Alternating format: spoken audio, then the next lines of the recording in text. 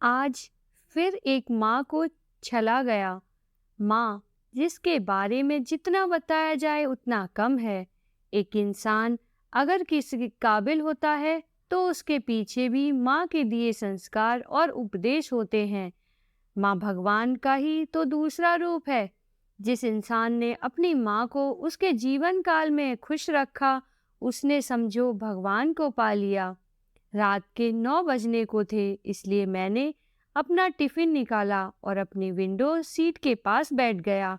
खाने का डब्बा खोलते ही उसकी खुशबू मेरे नाक को भाग गई। आखिर माँ के हाथ के बनाए देसी घी के लड्डू जो थे, और साथ में गोभी पराठा, मेथी पराठा, अचार, पुदीने की चटनी और दही थे। मैं खाने को देखकर खुश हो गया क्योंकि माँ ने सब मेरी पसंद की चीजें ही बनाकर जो दी थी। और भूख भी जोरों से लग रही थी तो मैंने पराठे का निवाला तोड़ा ही था और मुंह में डालने ही वाला था कि मेरी नज़र सामने बैठी एक बुजुर्ग महिला पर गई, जो कभी मुझे और मेरे खाने को देख रही थीं। वैसे तो मैं उन्हें काफ़ी देर से देख रहा था और ऐसा लग रहा था जैसे वह कुछ ढूंढ रही हों। उनकी सूनी और व्याकुल आंखें हर आने जाने वाले को ऐसे निहार रही थीं, मानो उनमें किसी अपने को ढूंढ रही हैं। वैसे तो पहनावे ओढ़ावे से किसी ठीक-ठाक गाँव घर की महिला दिख रही थीं, पर कुछ तो था जो शायद मेरी समझ में नहीं आ रहा था। जितनी भी बार ट्रेन किसी स्टेशन पर रुकती, उतनी ही बार उनकी सजल आंखें दरवाजे और खिड़की पर टिक जातीं। जैसे ही ट्रेन स्टेशन छोड़ती, उनके चेहरे पर मायूसी के भाव उनकी झुर्रियों में झलक उठते। कई बार उनकी आंखों से अश्रु की धारा भी बह जाती, पर वो झट से पोंछ लेती। इतनी लाचारी शायद ही मैंने किसी के चेहरे पर देखी होगी। ना चाहते हुए भी मैं बार बार अपनी सीट से उनकी आंखों और चेहरे के भाव को पढ़ने की कोशिश कर रहा था, और एक दो बार मैंने बात करने की कोशिश भी की, पर उन्होंने कुछ जवाब नहीं दिया। तो मुझे लगा शायद बुजुर्ग महिला उससे बात करने का की चाह रही रखती, इसलिए मैंने उन्हें उनके हाल पर छोड़ दिया। अभी उनका इस तरह देखना पता नहीं क्यों मुझे कुछ अजीब सा लगा, और मैंने मन में सोचा शायद उन्हें भूख लगी हो। वैसे भी मैंने उन्हें सुबह से कुछ खाते भी तो नहीं देखा था, इसलिए इंसानियत के नाते मैंने फिर से उनसे आदर पूर्वक पूछा, अम्मा जी, आपको कुछ चाहिए? कुछ तकलीफ है क्या आपको, या कुछ खो गया है आपका? काफी देर से आपको बहुत परेशान देख रहा हूँ। कृपया कुछ मदद की जरूरत हो तो बेझिझक मुझे बोलिए। मेरे एक साथ पूछे सवालों का जवाब देने के लिए वह कुछ देर चुप रहीं।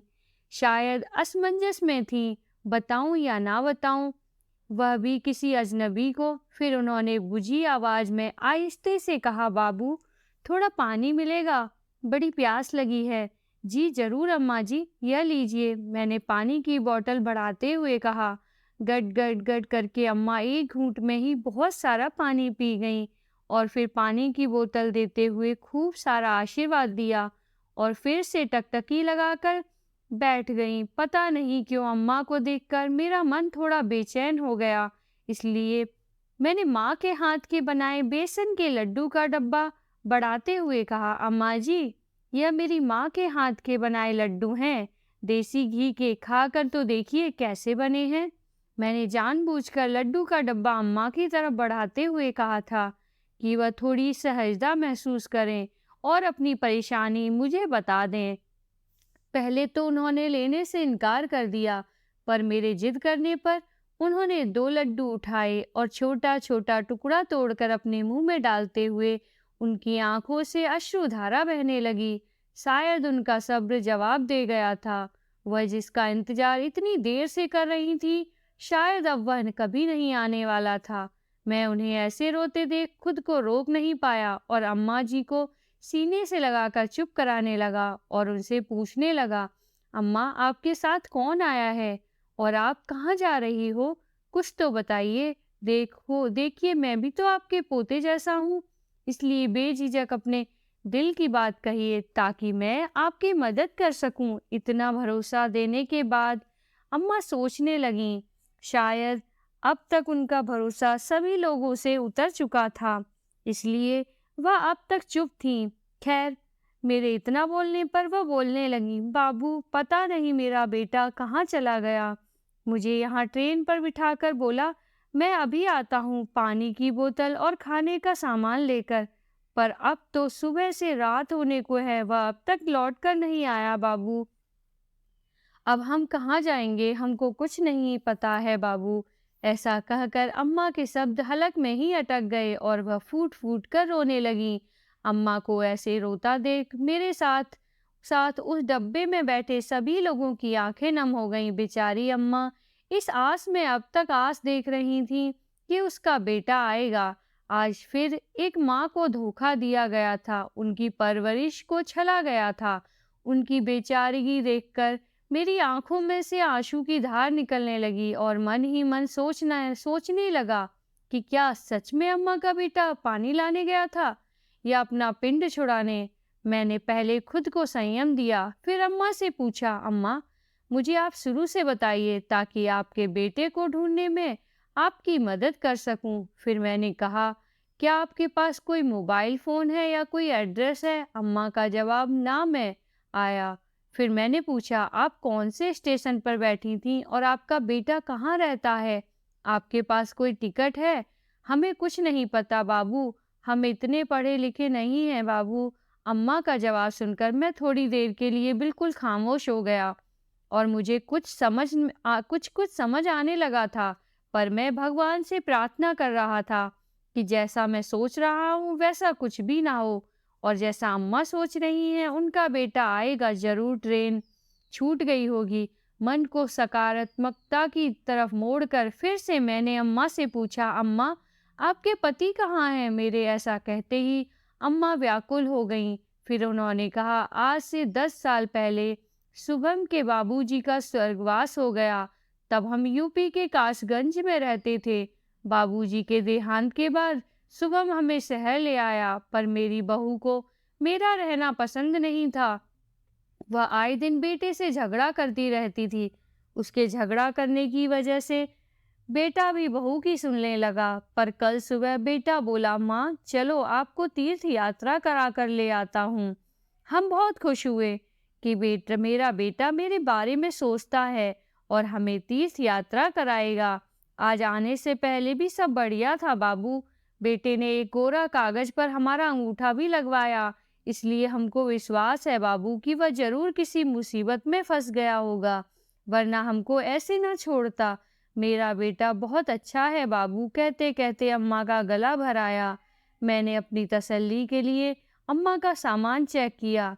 शायद अम्मा सही कह रही हो, पर सामान देखा तो मुझे कहीं उनके बेटे का कोई भी सामान नहीं मिला। तो सिर्फ एक बड़ी अटैची थी जिसमें अम्मा के सारे कपड़े थे और 500 रुपए थे और एक टिकट था जिसमें सिर्फ अम्मा का नाम लिखा था। बस अब तक मुझे पूरा विश्वास हो गया कि अम्मा के बेटे ने अपनी माँ से पिंड छुड़ाने का सबसे अच्छा उपाय ढूंढा था। ऐसे बच्चों से अच्छा माँ बाप की औलाद ही ना हो तो अच्छा है। कम से कम माँ बाप को यह दिन तो नहीं देखना पड़ेगा। शर्म आनी चाहिए ऐसे बच्चों को जो इस हद तक आत्मग्लानि के को पार करते हैं, जिन्हें अपने ही माता पिता बोझ लगने लगते हैं। वह माता पिता जिन्होंने अपने खून के कतरे से उसे पाला पोसा, दुनिया में दूसरों के सामने आंखें मिलाने के काबिल बनाया, उसे ही दर दर की ठोकर खाने के लिए छोड़ दिया जाता है। हो क्या गया है आज के बच्चों को? क्यों ऐसा कदम उठाने में जरा भी नहीं झिझक रखते? काफी देर मेरे मन में अम्मा के बेटे के लिए नफरत की आंधी दौड़ गई। फिर मैंने अम्मा को अगले स्टेशन पर उतारकर पुलिस में उनकी गुमशुदगी की रिपोर्ट दर्ज कराई और वहीं पास के वृद्ध आश्रम में पुलिस की मदद से उन्हें पहुंचाया। और वहां से निकलते वक्त अम्मा के हाथों में कुछ रुपए दिए और वादा किया कि हर छुट्टी में आपसे मिलने आऊंगा। एक फौजी का वादा था जो अपनी माँ और मातृभूमि की सुरक्षा करना जानता है। जाते जाते अम्मा ने भी खूब सारा आशीर्वाद दिया और उनके आशीर्वाद के साथ एक चीज भी समझ ली थी मैंने कि चाहे कुछ भी हो जाए, मैं अपने माता पिता के प्रति हमेशा कृतज्ञ रहूंगा, क्योंकि आज जो कुछ भी हूँ बस उनकी ही देन है, यहाँ तक कि जीवन का कर्जदार भी।